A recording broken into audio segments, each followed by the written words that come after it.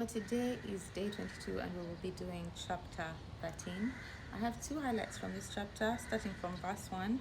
Let every person be subject to the governing authorities, for there is no authority except from God, and those that exist have been instituted by God.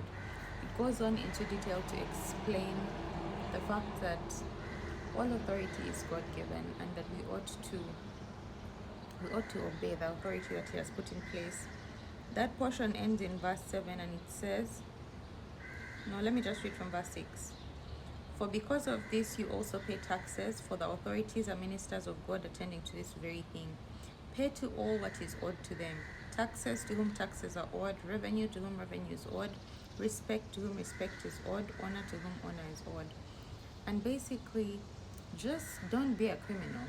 Don't be a financial criminal. If you have borrowed money from the bank, pay it back. If you ought to pay taxes on something, pay the taxes. It's that simple. My second highlight is from verse 8. Owe no one anything except to love each other, for the one who loves another has fulfilled the law. For the commandments, you shall not commit adultery, you shall not murder, you shall not steal, you shall not covet, and any other commandment are summed up by this word: you shall love your neighbor as yourself. Love does no wrong to a neighbor. Therefore, love is the fulfilling of the law.